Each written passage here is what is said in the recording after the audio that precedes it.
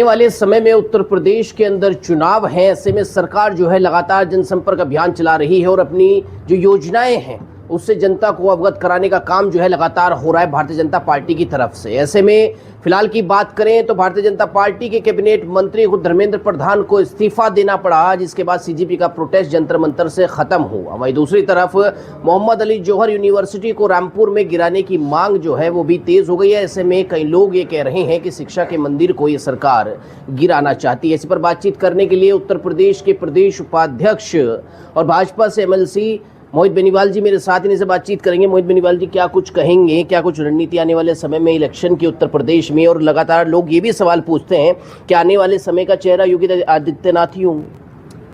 उत्तर प्रदेश में माननीय प्रधानमंत्री जी के नेतृत्व में जब हमारी 2017 में सरकार बनी तो माननीय योगी आदित्यनाथ जी के नेतृत्व में पिछले 9 वर्षों में उत्तर प्रदेश अपराध मुक्त हुआ, आतंकवाद मुक्त हुआ और विकास युक्त हुआ। आज उत्तर प्रदेश की पहचान और यहाँ के मॉडल की पहचान पूरे देश में लोग देते हैं।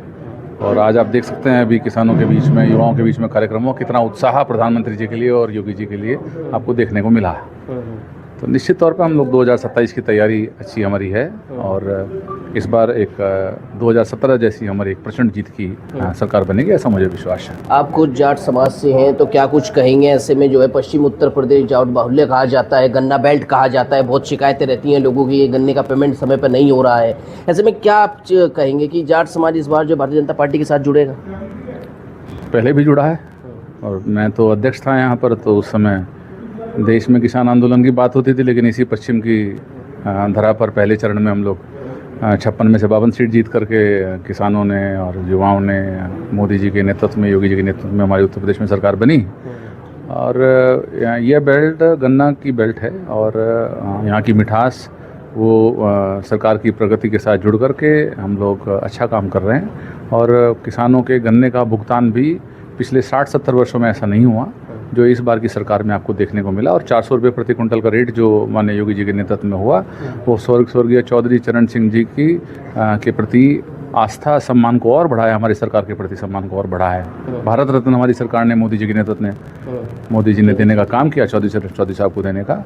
और यह क्षेत्र किसान चौधरी चरण सिंह जी को मानता है, उनके बताए हुए रास्ते पर चलता है और हम सब लोग उसी विचार के साथ हमारी सरकार भी इस क्षेत्र में किसानों को मजबूत करने के लिए काम कर रही है। क्या कहेंगे बेनीवाल जी, इस वक्त जो है सीजीपी का प्रोटेस्ट 28 दिन चला वहाँ पर और ऐसे में ये कहा जा रहा है कि भैया जो है धर्मेंद्र प्रधान को इस्तीफा देना पड़ा, ये युवाओं की जीत है, छात्रों की जीत है। कहीं ना कहीं शिक्षा मंत्री जो है वो फेल रहे हैं और सरकार को बैकफुट लेना पड़ा। देखो, माननीय धर्मेंद्र प्रधान जी के कार्यकाल में शिक्षा के अंदर बड़े सुधार हुए हैं। उसमें नेशनल एजुकेशन पॉलिसी, जिसको देश को दशकों से जिसकी ज़रूरत थी, 1947 से लेकर के अब तक आपने देखा इतनी सरकारें कांग्रेस के नेतृत्व में बनी, उनके सहयोग से बनी, उनके गठबंधन की बनी, उन्होंने कभी शिक्षा की ओर ध्यान नहीं दिया। और हजारों लाखों युवाओं ने अपने प्राणों की आहुति दी, लेकिन उनके सिर में जू नहीं रहेंगी। धर्मेंद्र जी ने राष्ट्रहित में अपने 2 कदम पीछे लिए युवाओं के लिए और उन्होंने राष्ट्र को सर्वोपरि माना। और हमारी पार्टी का विचार भी यही है कि nation first, party second, self last. और उन्होंने इसी का परिचय एक कार्यकर्ता के नाते दिया। उन्होंने अनेकों काम शिक्षा के क्षेत्र में किए और मैं छोटा सा उदाहरण एक आपको शामली जनपद का देता हूँ। उनका मेरठ आगमन हुआ था और हम लोग साथ थे। मैंने उनसे निवेदन किया कि शामली नया जनपद बना है, उसमें केंद्रीय विद्यालय नहीं है। और मैंने हल्का सा जिक्र किया और अगले 1-2 महीने के अंदर शामली को केंद्रीय विद्यालय मिला। इस विचार का व्यक्तित्व धर्मेंद्र प्रधान जी हैं। मुझे लगता है कि देश को उनकी आवश्यकता है और देश हित के लिए वो काम करते हैं और जो भी जिम्मेदारी उन्हें पार्टी की ओर से मिलेगी वो एक ऐतिहासिक काम उस क्षेत्र में करेंगे।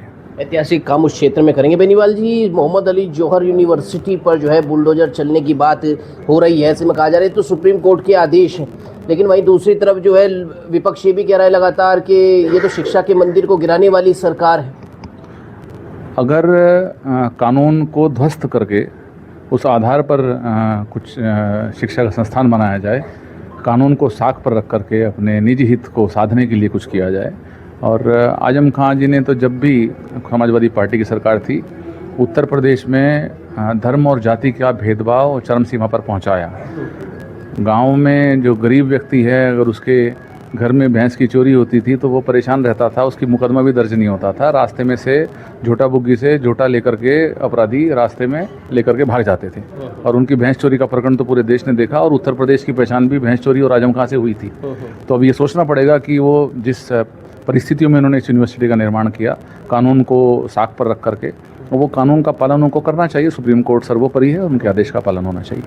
सुप्रीम कोर्ट सर्वोपरि है, उनके आदेश का पालन होना चाहिए। और कहीं ना कहीं ऐसे में सरकार जो अवैध निर्माण है उसको गिराने का काम जो है उत्तर प्रदेश के अंदर लगातार होता है। योगी आदित्यनाथ के नेतृत्व में लगातार बुलडोजर जो है भ्रष्टाचार पर कार्रवाई करता है, मोदी बेनीवाल जी का कहना है। फिलहाल इतना ही। मैं प्रशांत धीमान, कैमरामैन तिलक शर्मा के साथ HNN न्यूज़ सहारनपुर।